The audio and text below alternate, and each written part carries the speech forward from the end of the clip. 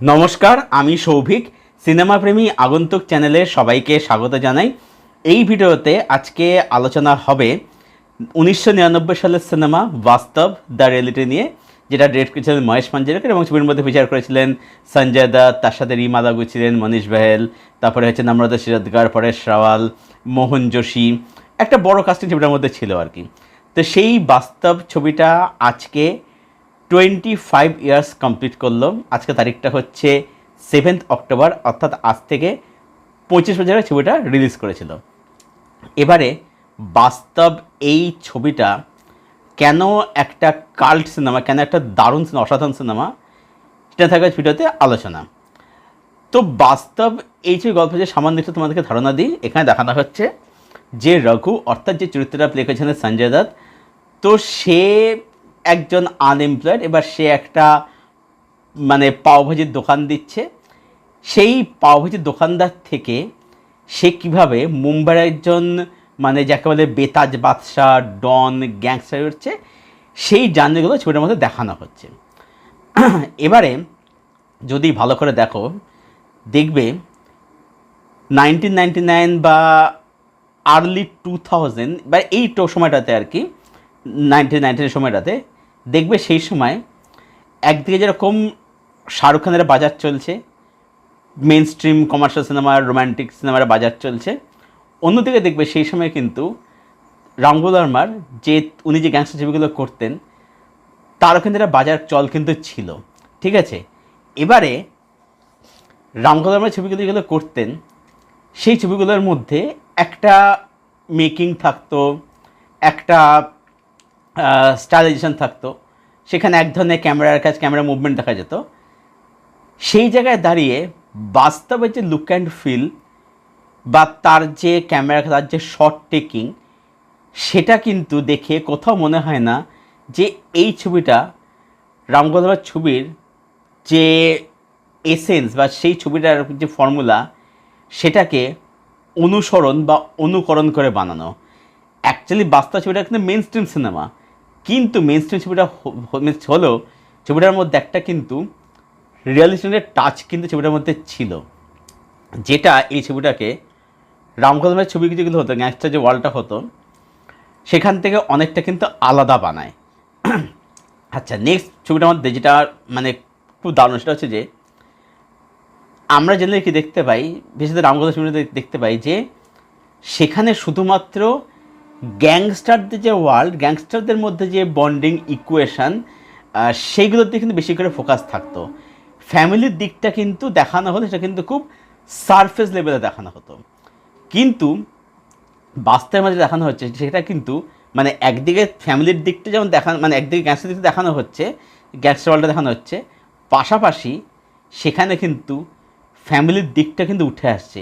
ফ্যামিলির মধ্যে ডায়নামিক্স, তাদের মধ্যে ইকুয়েশান, তারা কীভাবে সাফার করছে, এই বিষয়পত্রগুলো কিন্তু উঠে আসছে। এবং এই গ্যাংস্টার ওয়ার্ল্ডের সাথে এই যে ফ্যামিলির যে দিকটা, ফ্যামিলি ডায়নামিক্সটা, এটাকে কিন্তু পরিচালক মহেশ মাঞ্জরেকর খুব ব্রিলিয়েন্টলি কিন্তু হ্যান্ডেল করেছিল। এই ব্যালেন্সটাকে দারুণভাবে কিন্তু করেছিল এবং এটা খুব অর্গানিকভাবে করেছে। কখনই মনে হয় না যে যখন ছবিটার মধ্যে ফ্যামিলির আছে, কখনো মনে হয় যে এটা তো জোর করে রাখা, মনে হয় না।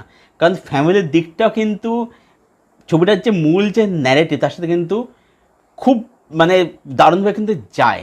আচ্ছা, নেক্সট হচ্ছে ছবিটার মধ্যে মায়ের পোর্ট্রেয়াল।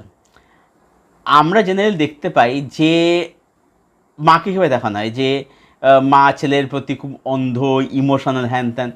এখানে আমরা রিমা লাগুকে দেখতে পাচ্ছি যে সে কিন্তু ছেলেকে খুব ভালোবাসে, কিন্তু অ্যাট দ্য সেম টাইম পাশাপাশি সে কিন্তু ছেলের দোষটাকে কিন্তু ক্ষমা কিন্তু করতে পারে না। এবং যেটা লাস্টে করে রিমা লাগু, যারা ছবিটা তারা জানবে, যারা দেখেন তাদের স্পয়লার হয়ে যাবে, যেটা লাস্টে করে রিমা লাগু, ওইটাই ছবিটাকে একটা নেক্সট লেভেলে নিয়ে যায়।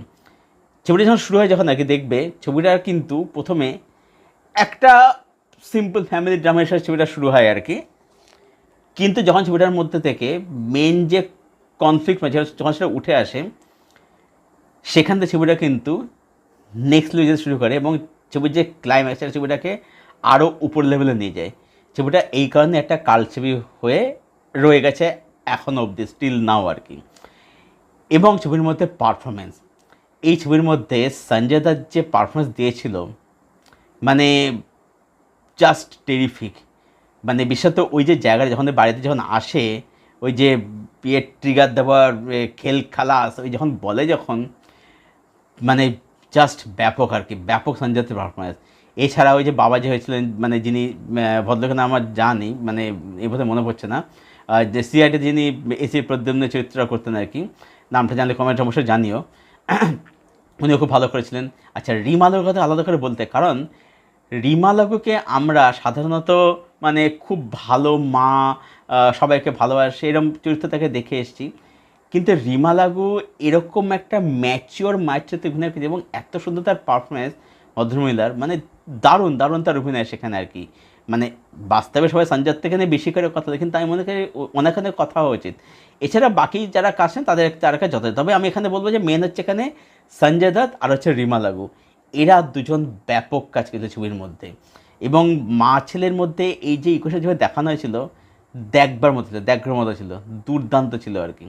তো এইগুলোই হচ্ছে কারণ ছবিটাকে মানে কালচে বানার। এবং অ্যাকচুয়ালি বলবো এটা হচ্ছে যে ছবিটার মধ্যে দেখবে সিস্টেম নিয়ে কিন্তু কথা বলছে, কারণ এই যে গুন্ডা যারা তৈরি হচ্ছে, অ্যাকচুয়ালি কী হচ্ছে যেটা দেখানো হচ্ছে যে বিভিন্ন পলিটিক্যাল লিডাররা, তারা হচ্ছে নিজেদের স্বার্থসিদ্ধির জন্য এদেরকে তৈরি, এদেরকে ইউটিলাইজ করছে, এদেরকে ইউজ করছে। যখন এদের প্রয়োজন ফুরিয়ে যাচ্ছে তখন কিন্তু এরাই কিন্তু পুলিশকে মানে এনকাউন্টার করার কিন্তু অর্ডারটা দিচ্ছে। সুতরাং বোঝা যাচ্ছে যে অ্যাকচুয়ালি কিন্তু ভিলেন হচ্ছে সিস্টেম, হচ্ছে অ্যাকচুয়ালি ভিলেন আর কি। সেটা এখানে ছবিটার মধ্যে দেখানো। এবং লাস্টে দেখবে মানে ছবিটা কেন কালচে আরও বলি, সেটা হচ্ছে যে লাস্টে দেখবে সঞ্জয় যখন দেখবে পুরো একা হয়ে যায়, যখন মানে ও সব শেষ হয়ে গেছে আর কি, তখন দেখবে ও কিন্তু হ্যালুসিনেট করতে শুরু করে, ওর মধ্যে একটা ভয় ঢুকে যায়। ঠিক আছে, এইগুলো ছবিটাকে হচ্ছে কালচেই বানায়। এবং এইখানে ছবিটা হচ্ছে মানে যাকে বলা হচ্ছে মানে সেই সময় তাকে দেখতে গেলে কিন্তু অনেক একটা সিনেমা ছিল, কিন্তু বাস্তব রিয়েলিটি সিনেমাটা আর কি। তো এই ছিল আমার আলোচনা এই ছবিটাকে নিয়ে, যেটা আমার মনে হয় এগুলোই কারণ, যে কারণগুলো ছবিটাকে কালচে বানিয়েছে। তো বাস্তব যারা এখনও দেখেন, আমি ছবিটাকে নিয়ে বেশি কিছু স্পয়েল দিতে পারলাম না, বলতে তো ইচ্ছে হচ্ছে অনেক কিছু, বলতে পারলাম যাতে যারা দেখেন তাদের ছবিটা স্পয়েল যাতে না হয়ে যায়। তো ছবিটা কোথায় পাবে? ছবিটা পাবে হচ্ছে অ্যামাজন ভিডিওতে, সেখানে অ্যাভেলেবেল আছে। ইউটিউবে পেয়ে যাবে, যেখান থেকে ছবিটা দেখে ফেলো, তারপর জানা তোমাদের কীরকম লাগলো। আই হোপ তোমাদের ছবিটা খুব ভালো লাগে, ছবিটা এখন ওদের দেখনি। দারুণ দারুণ একটা সিনেমা, ভীষণ ভালো সিনেমা। আর যাদের বাস্তব দেখা আছে, যাদের দেখা হয়ে আছে, তোমাদের কি ওপিনিয়ন, তোমাদের কি ছবিটাকে নিয়ে প্লিজ জানো কমেন্ট সেকশানে।